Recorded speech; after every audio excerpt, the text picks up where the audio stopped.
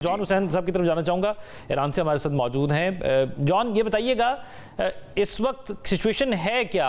हम ये देख रहे हैं कि ये टेक्निकल राउंड होगा, 60 दिनों तक होगा। यकीनी तौर पर आज खुद जेडी वेंस साहब ने वहाँ पर ये कहा कि ये सारे मामलात हैं कि हल नहीं होंगे, लेकिन एड्रेस ज़रूर हो जाएंगे और बहुत से मामलात हल तलब होंगे और वो हो भी सकते हैं।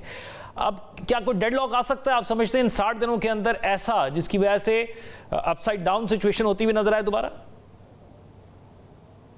बहुत बहुत शुक्रिया ज़ौक साहब मुझे बुलाने के लिए। देखिए, सबसे पहली बात तो ये है कि अभी मुज़ाकरात जो 60 डेज के मुज़ाकरात हैं वो एक तरीके से शुरू ही नहीं हुए हैं, क्योंकि एमओयू को इस वक्त इम्प्लीमेंट करवाने के ऊपर जोर दिया जा रहा है। और आज भी आपने देखा जो बात हुई है ईरानियों और यूनाइटेड स्टेट्स के बीच में जो हो रही है, वो इसी बात पे हो रही है कि लेबनान का इशू जो है उसको पुख्ता किया जाए या फ्रोजन एसेट्स जो है उनको रिलीज किया जाए। और पहले जब एमओयू की जो शराइत जो पूरी होनी है वो पहले जब पूरी होंगी तो इसके बाद निगोशिएशंस का मरहला इस चीज पे शुरू होगा कि न्यूक्लियर और दूसरी चीजों का क्या करना है। और जाहिर सी बात है वो तो साथ साथ पैरेलल फिर सैंक्शंस की ठीक है, यानी पैरेलल चीज़ों को देखा जा रहा है। खालिद जॉन हुसैन साहब, जिस तरह एक तो बात हुई कि वो कमज़ोर कौन हुआ या सब कुछ क्या हुआ, लेकिन साथ साथ ये भी है कि पाकिस्तान का किरदार बड़ा इंपॉर्टेंट रहा है। ईरान में पाकिस्तान के इस किरदार को कैसे देखा जाता है, जिसमें पाकिस्तान ने वॉर जोन के अंदर जाकर पाकिस्तान के फील्ड मार्शल वहाँ पर जो है वो विजिट करते रहे, पाकिस्तान की दीगर लीडरशिप भी विजिट करती रही, ईरानी लीडरशिप भी पाकिस्तान आई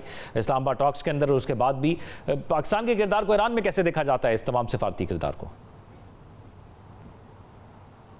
जी बिल्कुल, पाकिस्तान का रोल तो शुरू से ही अप्रिशिएट, जब से मरहला स्टार्ट हुआ था तब से आप देख रहे हैं कॉन्स्टेंटली पाकिस्तान को जो है वो उनकी जो एफर्ट्स हैं उनके, जाहिर सी बात है उनके बगैर तो ये मामला इस हद तक नहीं पहुंच सकता था। और यहाँ जहाँ तक हम लोग पहुंचे हैं मुआहदे तक, वो पाकिस्तान ने इसके अंदर एक बहुत ही अहम किरदार जो है वो अपना निभाया है। और उसके साथ साथ हमने देखा है कि ऑफिशियल्स भी यहाँ पे पर्सनली भी तारीफ करते हैं, ऑफिशियल लेवल पे भी तारीफ करते हैं, आम आवाम भी तारीफ करती है। तो बहुत बड़ी बात है, ये कोई छोटा काम नहीं है कि अमेरिका और ईरान को आप आमने सामने ला के बिठा दें। और मेरे ख्याल में एक जीत है पाकिस्तान की। और आई थिंक पूरी दुनिया में पीस के लिए जो एफर्ट्स प्ले किए हैं उसको हमें नजर आ रहा है कि दुनिया के अंदर अभी जो है वो काफी ज्यादा सुकून इसी वजह से, क्योंकि पाकिस्तान ने बहरहाल ये जंग रुकवाई पहले और उसको जो है वो दोनों पार्टीज को सामने टेबल पे लाके बिठाया, वरना चीजें बहुत ज्यादा आगे जो है वो एस्केलेट हो जाती हैं और चीजें बहुत ज्यादा एस्केलेट भी हो जाती है और पाकिस्तान ने बड़ी जिम्मेदारी का मुजाहरा किया। हम एक शॉर्ट